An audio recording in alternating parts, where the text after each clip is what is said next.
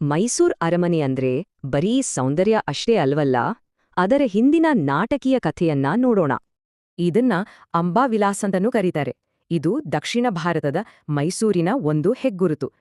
ನೋಡಿ, ಈ 3 ಅಂತಸ್ತಿನ ಅದ್ಭುತ ಕಟ್ಟಡವನ್ನ ಬೂದು ಗ್ರಾನೈಟ್ ಕಲ್ಲಲ್ಲಿ ಕಟ್ಟಿರೋದು. ಅದರ ಮೇಲೆ 5 ಅಂತಸ್ತಿನ ಗೋಪುರವಿದೆ, ಜೊತೆಗೆ ತುದಿಯಲ್ಲಿ ಒಂದು ಚಿನ್ನದ ಗುಮ್ಮಟ. ಆದ್ರೆ ಈಗ ನಾವೆಲ್ಲ ನೋಡ್ತೀವಲ್ಲ, ಆ ಅರಮನೆ, ಅದು ಮೂಲ ಅರಮನೆ ಅಲ್ವೇ ಅಲ್ಲ.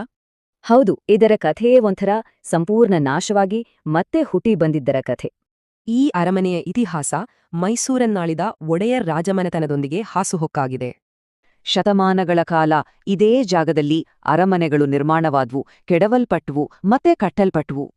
ಆದ್ರೆ 1 ವರ್ಷ ಮಾತ್ರ ಇತಿಹಾಸದ ಗತಿಯನ್ನೇ ಶಾಶ್ವತವಾಗಿ ಬದಲಾಯಿಸ್ಬಿಡ್ತು.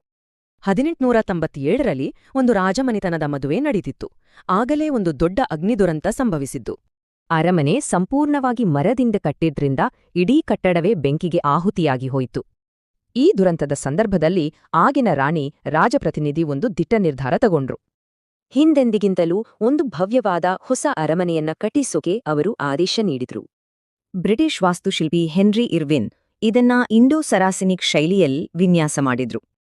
ಕೊನೆಗೂ ಇವತ್ತು ನಾವು ನೋಡೋ ಈ ಅರಮನೆ 1912ರಲ್ಲಿ ಸಂಪೂರ್ಣವಾಗಿ ಸಿದ್ಧವಾಯಿತು.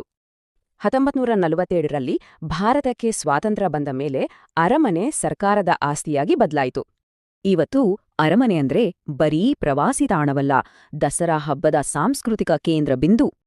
ಹೀಗೆ ಈ ಅರಮನೆ ಮೈಸೂರಿನ ಇತಿಹಾಸ ಮತ್ತು ಚೇತರಿಕೆಯ ಒಂದು ಜೀವಂತ ಸಂಕೇತವಾಗಿದೆ.